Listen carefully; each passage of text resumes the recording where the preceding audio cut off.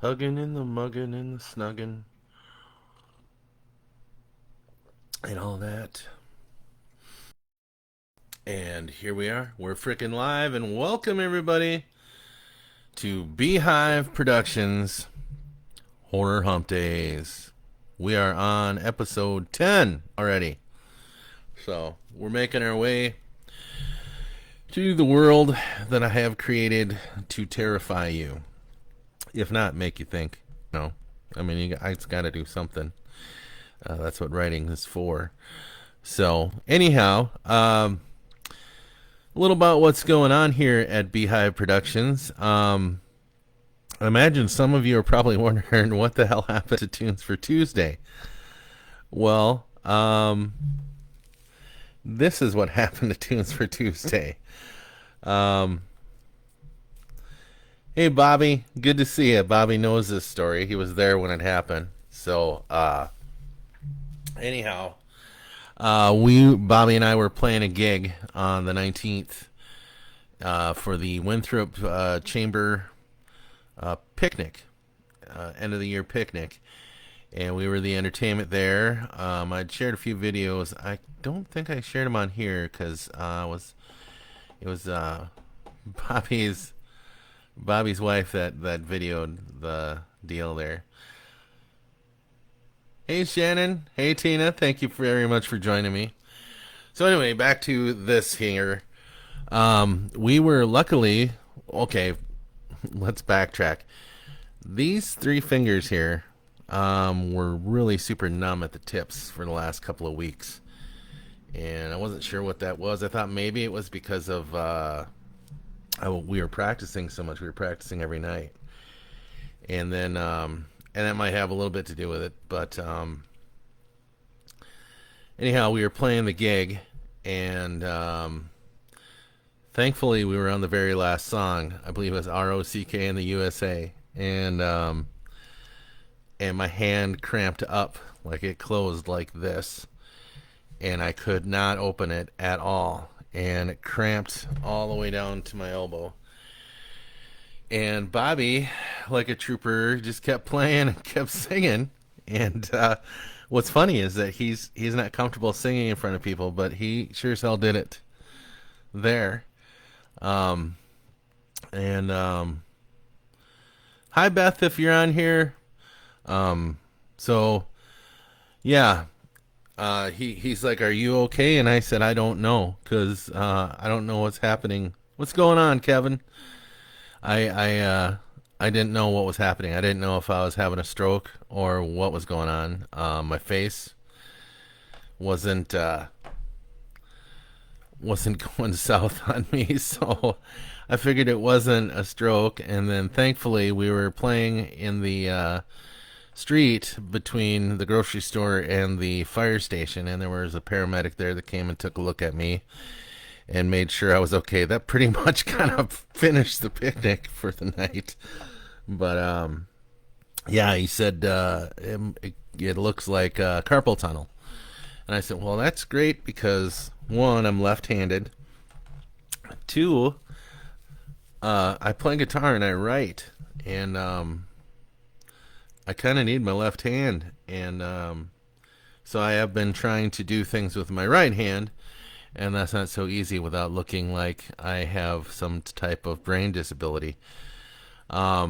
So the good news is it's not carpal tunnel. I went and had to take a look at it. It's tendonitis, and they put this brace on me, gave me a prescription of prednisone, which I finished taking today.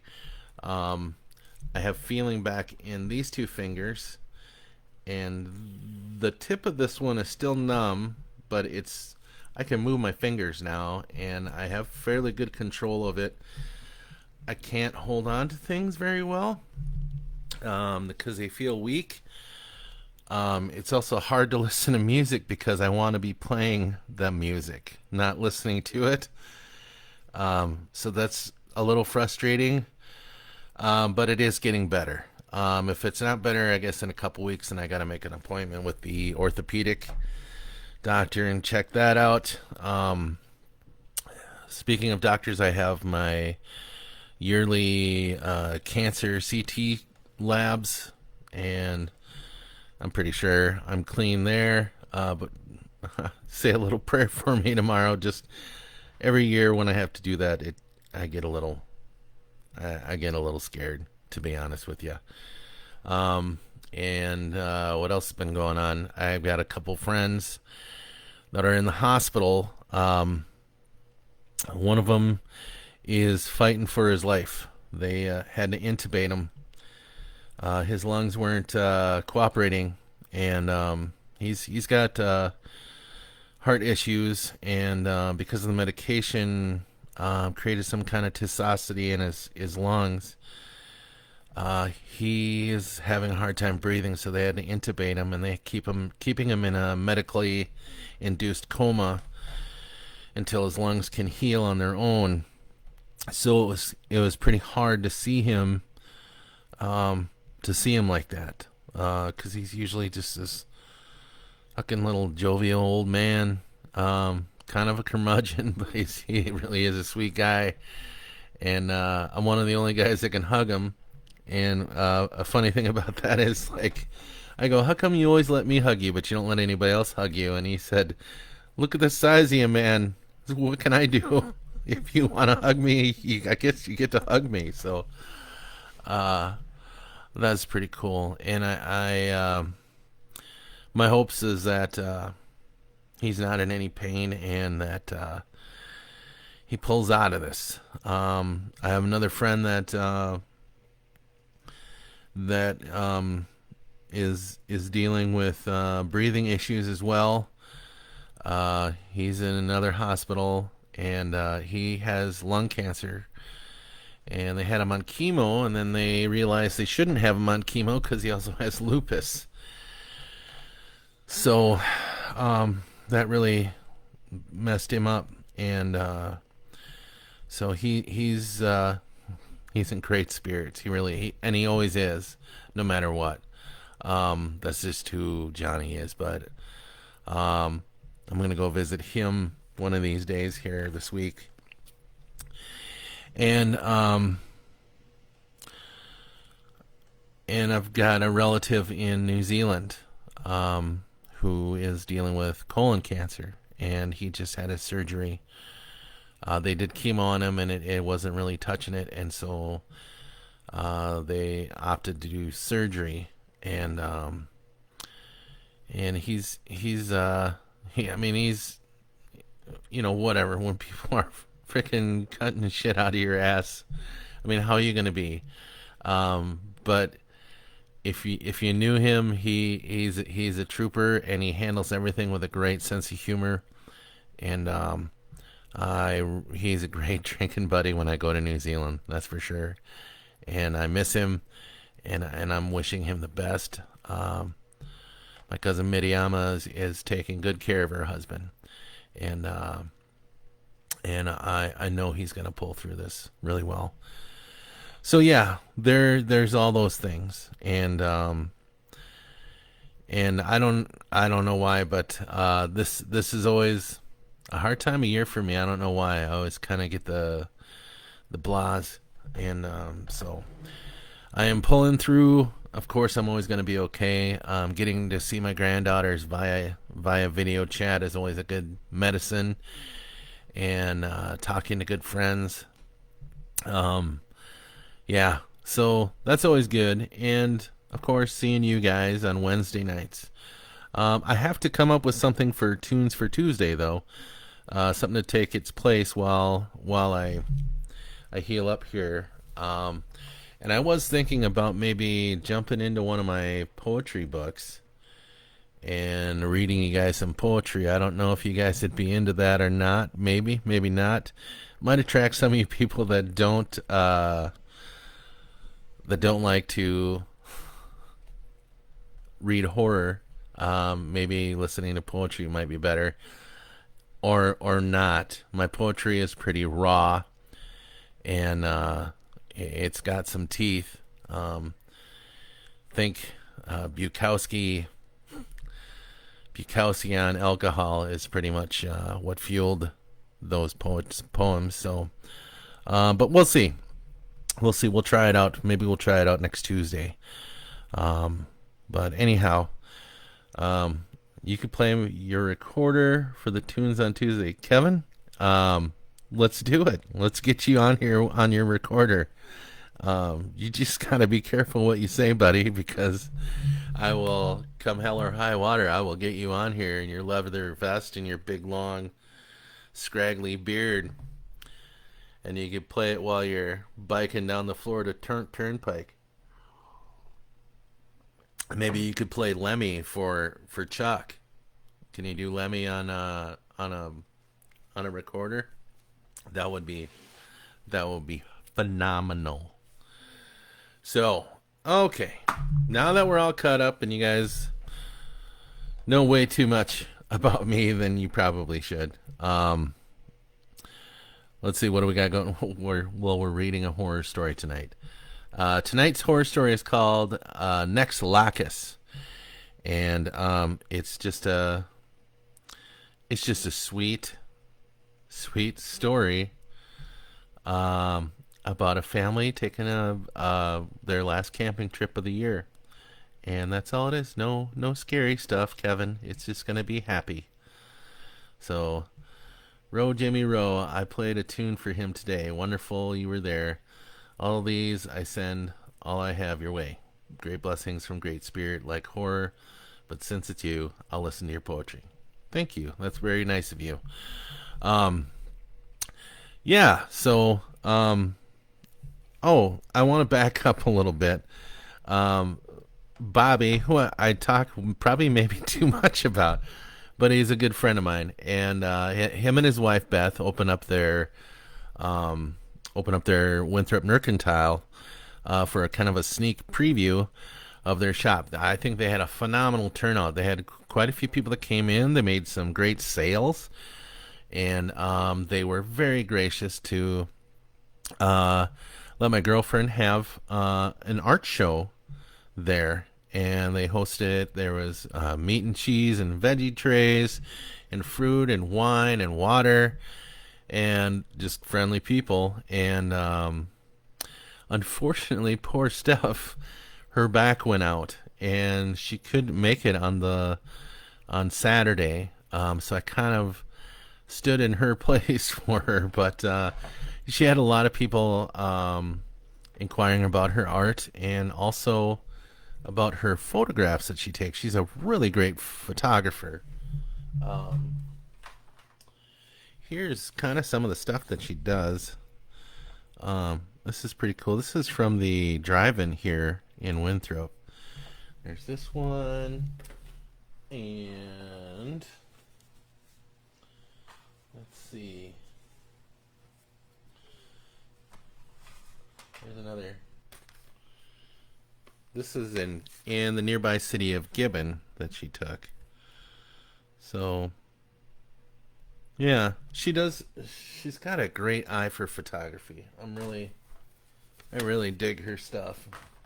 Anyhow, yeah. So she got to connect with another artist that's in town here that actually has had a hard go of trying to get his art out there, and yeah, so she made a pretty good connection with another artist, and I think that's awesome. And they're finishing up the downtown. They're kind of in their last hurrah here before winter sets in, and so it should be finishing up pretty soon.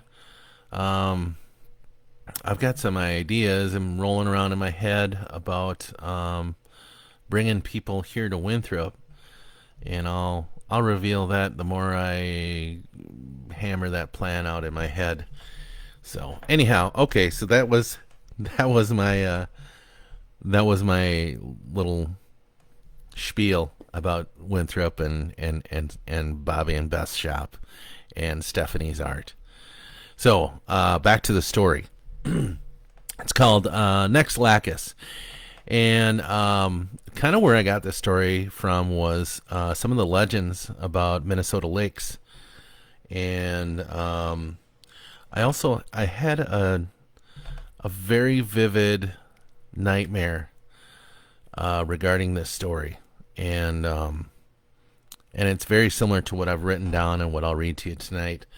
And I thought maybe after the story we could I'll read through some of the.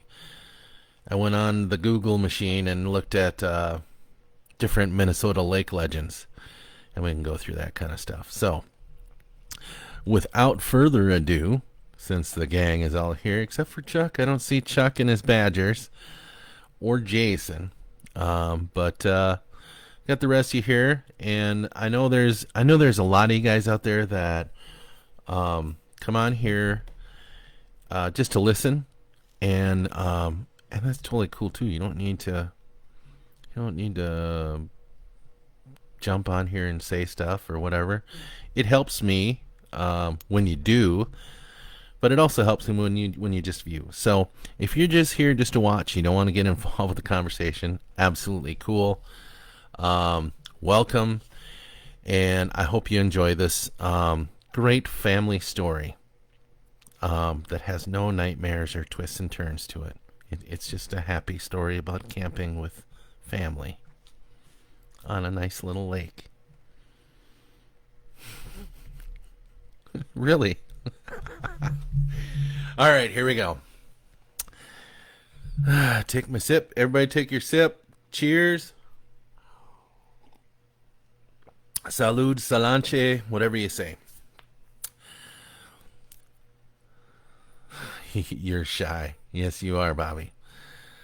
Nex Lacus is Latin for Lake of Death, and so many lost lakes have Native American legends behind them, as well as the Devil's Lake in the state of Minnesota. And we are in the land of 10,000 lakes, after all. No, really, Kevin. Nothing scary, buddy. Just a nice, safe story about happiness and family. I'm only smiling because the story makes me happy. All right, here we go. Narrator voice.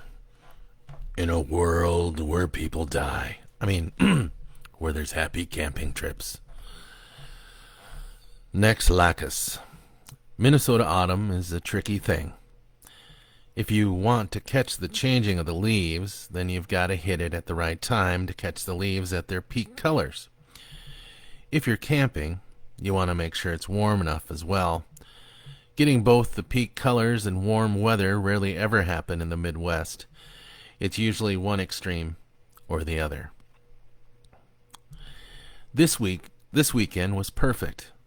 The leaves were at their peak here in the southeastern part of Minnesota. Indian summer had blessed the Felder family with 76-degree days without rain.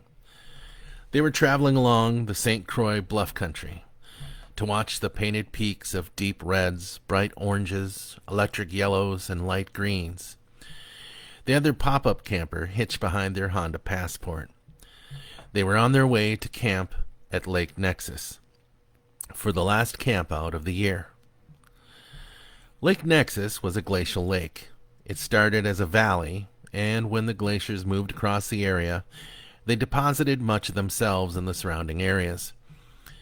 It was originally named Nex Lacus by the Catholic missionary who was in the area in the 1700s with the Sioux Nation. The natives said the lake was cursed. It was told by the Sioux that many warriors and families went out into the lake and never came back. The priest, a Father Giuseppe Anthony, dubbed the lake Nex Lacus, or Death in the Hollow, in the Latin. The name stuck for decades until nearby Carver Bluffs settled and became a prosperous town. In order to bring in more settlers, the townspeople changed the name of the lake to Lake Nexus. See, Kev, that's the only scary part of the whole story, buddy. The lake was surrounded by bluffs on every side. The campsite was a half-acre plot that stood on a grassy flat area that overlooked the bluffs and the lake. Cameron Felder, aged 37, began unwinding the tent section of the camper. Teresa Felder, née Gottlieb, aged 32, began setting up the giant screened eating tent. In Minnesota, the mosquitoes and the biting flies came at you from the 1st of June until the first snowfall. Amy Marie, age 13, helped her mother set up the dining tent. And Lisa Gabriella, age 10, played in the tall grass with the Felder's pet, a Weimaraner dog named appropriately Spaz. Evening was setting in, turning the sky a light shade of purple that darkened the further from the western horizon you looked. A crisp autumn breeze blew through the campsite and fanned the flames of the campfire Cameron had started. He was in the Scouts since childhood, received every badge possible, and could start a fire like a true master. "Dad," Lisa asked, "I thought we were going to go swimming today." "Well," he began, patting her soft, long hair, "I was hoping to as well, honey. But it took so long to set up camp and then get dinner ready, and then Can we go tomorrow?" she interrupted.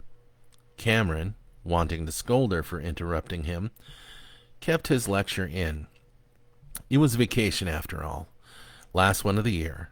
So instead, he said, "Well, I think that would be all right." Lisa smiled. "Can we go in the morning?" "After lunch, I'm thinking," he smiled at her. "Best to wait when the sun is higher in the sky to keep us warm." Lisa grumbled. "Okay."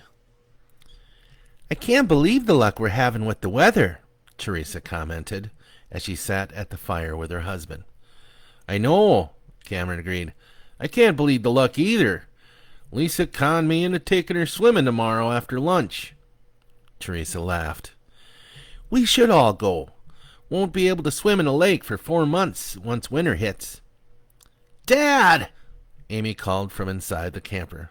Cameron got up with his wife, and they ran to the camper, swinging the small screen door open. "What?" he asked, alarmed. "What is it?" "Spaz got into the garbage again," Amy whined. "God, I hate that dog."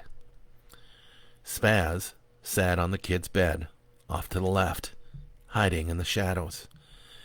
In front of them, garbage from their dinner was scattered throughout the floor of the camper. Cameron sighed. "Damn dog." He cleaned up the mess and sent Spaz outside.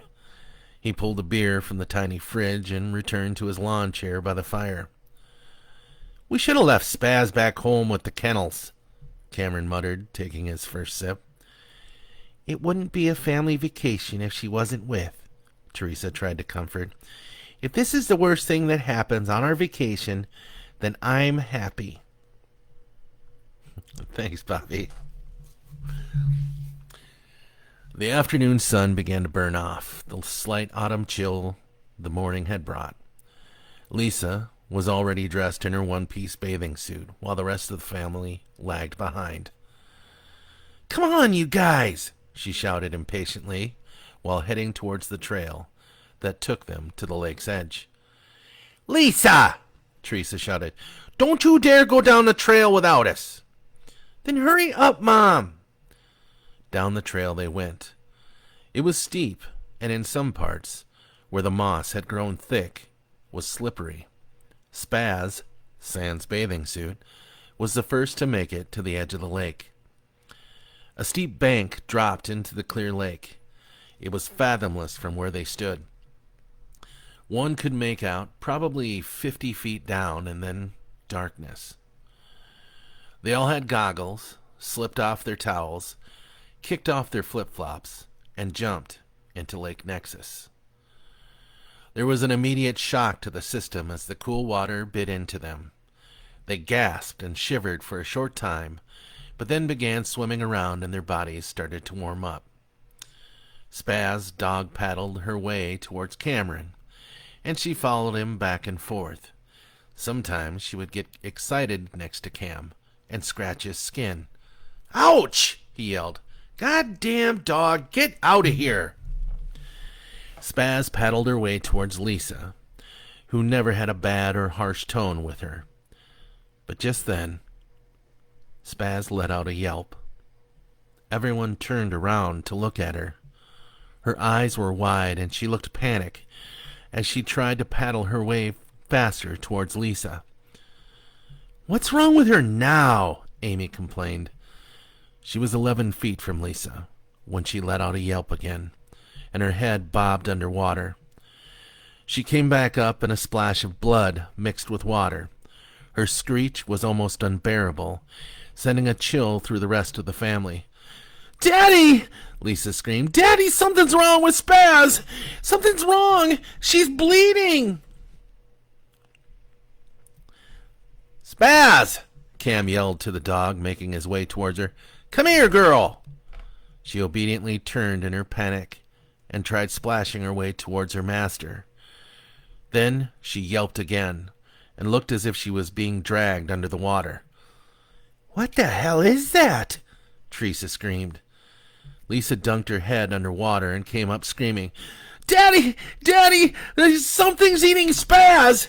Cameron dunked his own head under water and saw them. There was at least 5 of them. And at first, he thought he was seeing alligators. They were roughly the same size, and their heads looked a lot like them.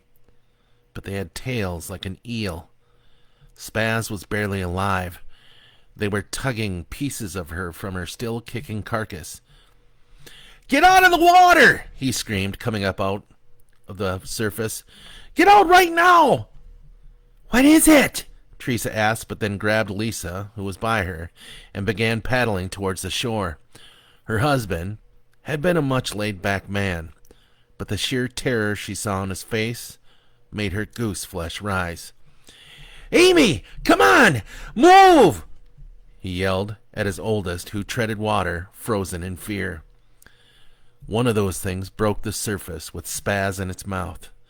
She made one last yelp before her head tore off and landed in the water next to Amy. Then it snapped its hideous tail and dove back into the depths. Amy's trance broke, and she swam faster than the rest towards the lakeshore. She gripped onto a crevice in the rock face and pulled herself onto the rock, and then motioned for her mom and sister. "Come on, Lisa!" she yelled. Cam dunked his head under again and saw several more of those things come out from underwater caverns beneath them. One of those things was heading straight for his wife and daughter. "Jesus!" he screamed, coming back up. "Teresa, get out! Oh my God, get out!" She was pushing Lisa up the slippery moss-covered rock into her sister's grip and was hauled out. She pulled herself partially onto the rock, and then something snapped onto her ankle. She screamed, the girl screamed, and Cameron cried out. Then she was yanked under. "Mom!" Amy screamed out. "Mom!" Cameron raced towards where his wife disappeared. "Teresa!" He dunked his head under, but there was a cloud of blood obscuring his view. He waved his hand. "Hey, Chuck, he made it." He dunked his head under, but there was a cloud of blood obscuring his view. He waved his hands around, trying to feel for his wife, when something covered in slime raced past his fingers, instantly numbing them. His head came up and saw his girl screaming and crying. The water broke, and Teresa coughed out blood and water from her nose and mouth, her facial expression in a mask of shock. "Honey!" He paddled over to her and grabbed her, when he felt one of those things tug at her ankle again. "No!" He dived under and tried tearing at the thing's giant eyeballs. They were the size of cantaloupes, yellow and soulless. His hands kept slipping on its mushy skin, and finally he plunged his thumbs into its eyes, and it loosed its grip on her and began twisting itself into circles. Several of the other fish raced their way towards them. He grabbed his wife's legs and pushed her up towards the rock. "Grab your mother!" he yelled towards the kids. "Grab her! She's still alive!" He was trying to find a foothold so he could push his wife harder up onto the rock and closer to the kids. "I can't reach her, Daddy!" Amy panicked. He dunked his head under and saw that those things were tearing up their injured comrade. He tried bracing his bare feet against the algae-smothered rock beneath him and pushed his wife up, but something squished beneath his hands, and he looked up. His hands had sunk into Teresa's abdomen. "What is it, Daddy?" Amy asked. He looked into the hole the things had ripped into her torso. "Teresa?" he whispered. 3 of them jumped out of the water and splashed back in just 7 feet from him. He knew they'd be swimming to the bottom, and then they were going to take him from beneath. "Daddy!" Amy sobbed. "Daddy, push Mom up here!" He grabbed onto his wife's strap of her swimsuit and started to drag her back into the water. "Daddy! Daddy, no!" Amy shouted. "What are you doing?" He didn't answer and only began tugging on her harder. Amy grabbed onto her mother's hand. It was limp at first, and Amy's heart began to sink. When it suddenly gripped hard onto her shaking hands, she screamed. "Mom's still alive, Dad!" she shouted. "She's still alive!" Teresa looked up into her daughter's eyes when something grabbed hold of her other hand that was dangling in the water and pulled her in. "Mom!" she wept. "Mom!" Cameron was able to take his wife's place on the rock and pulled himself up. "Grab my hand!" Amy glared into his face. "You let her die!" He pulled himself up the rest of the way and dropped onto the rock and laid his head in his daughter's laps. They were punching and crying on him as they watched their mother being savaged by the prehistoric fish. "Don't look, girls. Oh, for God's sakes, don't look," he cried at them. And that, my friends, is the end of Nex Lacus. So yeah, that was pretty much sums up my nightmare that I had. I think the only difference was that my mother-in-law was with on that camping trip in my dream, and yeah, pretty sure everybody got chewed up, except for my kids. They got bit, but I don't think they died. I can't remember that well, but yeah. So, well, thanks for bringing the Badgers, Chuck. The Badgers are always welcome here at the production b.hive production studios. So, anyhow, one of the ideas that helped me with this, I think in my nightmare, those fish were freshwater sturgeon. I don't know if you've ever seen them, but they're kind of prehistoric and nightmarish looking. They have bones all over the place. Anyone want to go swimming? Jesus. Yeah, right? So, yeah, just don't go swimming in Minnesota because those things are floating around in there, swimming around, waiting to feed on you. So, yeah, so the part of the idea was this, of the story I got from the legend about Pepe, which is, it's like he's kind of the Loch Ness monster of Minnesota, supposedly in Lake Pepin, and evidently there's Native American legends about him, and some people have seen him, and I know there's been some investigative searches for him, and yeah. So there's been no signs of them or anything, and there's no like solid proof like they have for Loch Ness, just blurry pictures or whatever. I don't even think we have blurry pictures of Pepe. And I think there's also a couple other sea serpent legends in Minnesota lakes as well. I bet Kevin won't go jump in the ocean now. Probably not. So, I was actually looking up, I was doing some background stuff on Minnesota lake legends. And they don't all involve creatures of the deep. But one of the interesting things, I love Minnesota because it seems like such a friendly, happy-go-lucky state, and I think that's why when I read some characters in my stories, I use that, that Minnesota drawl, because it adds a little bit of normalcy and nicety, and then I just throw in some terror there, and yeah, rip that all to hell, kind of like a Coen movie. So some of the legends about Minnesota lakes associated with Minnesota lakes include White Bear Lake. I don't know if anybody knows about that one. It's a Sioux Indian legend that says that a Sioux hunter killed a great white bear on Manitou Island, and the spirit of the bear still haunts the island. The name White Bear Lake comes from the skin of the white bear, which the children of that brave and the maiden played on. There's also Dead Lake. The lake and nearby river were named Chibegamigo. I don't know. I probably just totally hacked that. Or House of the Dead. And that's after a war party of Sioux killed about 40 Ojibwe women, children, and older men in 1843. There's Jack the Horse Lake, located in Chippewa National Forest near Marcel. The lake is named after a horse that died while pulling a load of timber out of the woods during a blizzard. And actually, that's something AI got wrong, because a lot of these answers that Google gives you now is all AI generated.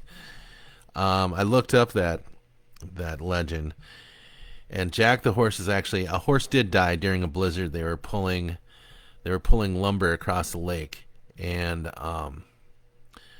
the sled got stuck, and a blizzard came up on them when they were trying to pull it, and the horse unfortunately died from the elements trying to pull it. And evidently one of the guys on the team named Jack jumped in there, put the horse harness on him, and he helped pull that with his shoulders through the blizzard to where they needed to get to the other side of the lake. And that's why, and his name was Jack, and that's why they called him Jack the Horse.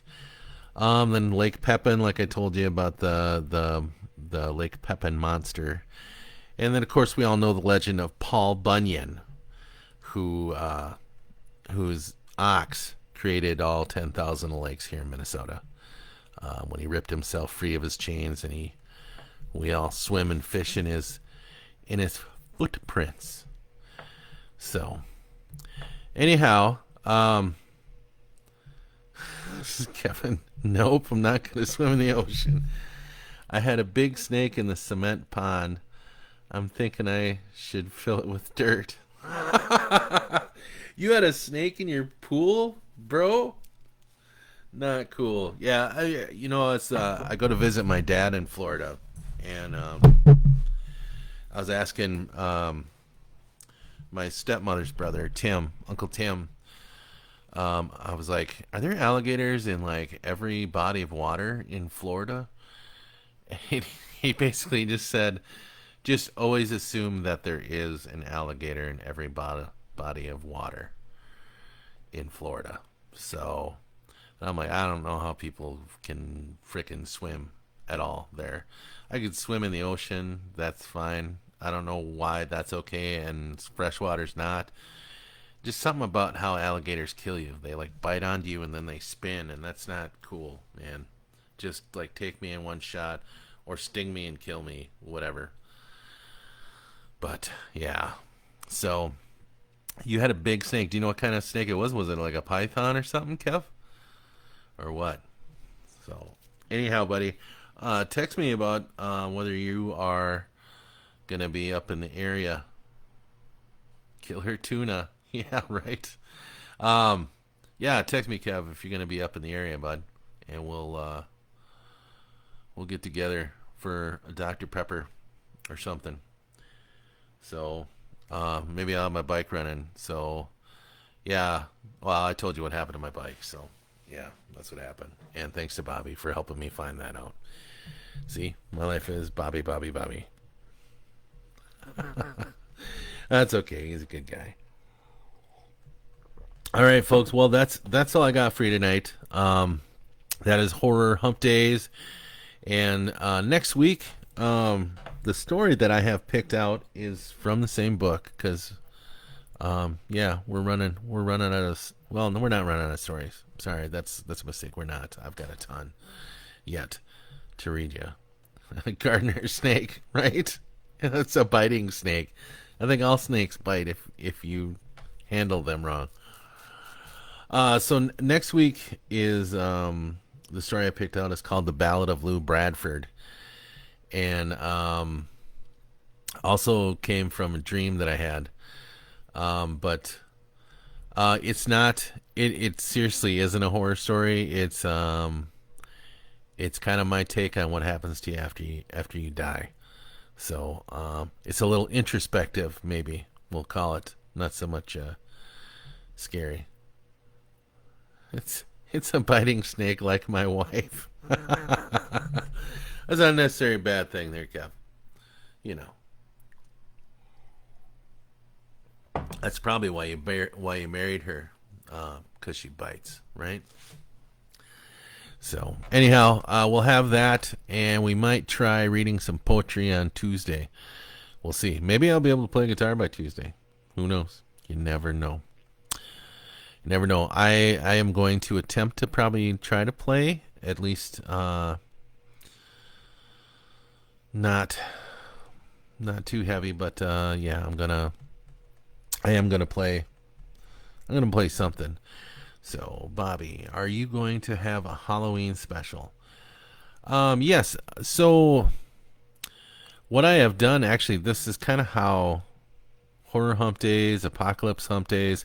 It's kind of how this happened. Was it started off as like a Halloween special, and I read from my books, on Halloween. I read a scary story from my book on Halloween, and I think I started off with the 12 days of Halloween, and then I just did Halloween night or whatever. But yeah, I think maybe what I'll do for Halloween is I will read a story from my new book, Thin Spots, or I will just create a story within 24 hours, and yeah, and I'll just pop it out there. It'll be a flash Halloween horror story.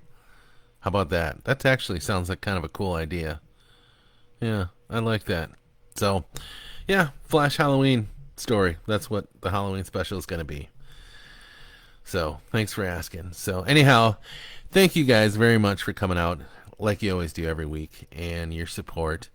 Sorry, I've been kind of uh, off with the tunes for Tuesday. I think we just had a lot going on. A lot going on. And still do, but it's starting to be manageable.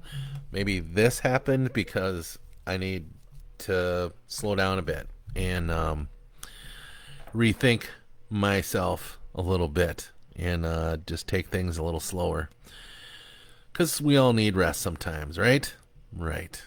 So, anyhow, I do want to. I took a few days off. I think I'm going to be working on getting that book published, getting Thin Spots published, getting a cover together. I had some ideas for a cover, and was kind of thinking about ways to do that cover, and I think I got it. So, yeah, I'm kind of excited to try it out. I'm gonna probably mess with that on my days off and figure that out. I'm gonna visit friends in the hospital, and yeah, I'm gonna do that. And I'm gonna catch up reading the manuscript for my daughter's book. I've been so far away from that I'm gonna have to reread some of the chapters in order to get caught up on her book. It's a really good book. I think you guys would love it. But yeah, and let's see what else I got going on. Oh, not a whole lot. So just that, and I don't know. Hopefully Kevin might make it up here so I can at least stop and see him. I haven't seen him for years, and my girlfriend Steph and I we need to go out and do something. We haven't done anything in a long time, and I miss doing little tiny road trips with her. So she's my partner. So anyhow, all right. You guys have a fantastic evening, a fantastic week. Perhaps I keep saying this that I'm gonna do like a live stream for coffee with friends. Who's to say? Who's to say? I'm always kind of touch and go with that.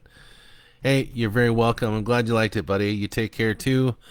Hopefully, I won't lose any body parts or teeth or whatnot or friends. So, hey, have a good night. Good night, Beth. It's nice to see you on here again. Oh, good night. Good night, Ray. It was good to see you. I'm very happy to see you here. So say good night to my mom for me, Ben. I enjoyed you. I'm glad you enjoyed it. Thank you. Thank you, thank you, thank you. That's very awesome. Oh, one of Steph's kids came on here to that's awesome. That really that makes me smile. So thank you. Thank you guys. You guys are awesome. You guys really kick ass and that's cool. I'll be on slides here. I got to get new batteries from because they're looking a little dim. But yeah, that's my high tech special effects I got on here, man. So yeah, it's all good. It's all good. All right, cheers, everybody. Slanche, dobranoc, shishki panu, japushami, ale tego zostajami, huh? Have a good rest of the night. Peace. And Steph, if you're watching, drive careful on your way home. Damn it. All right. Love ya. Peace. I didn't clap this time. God damn.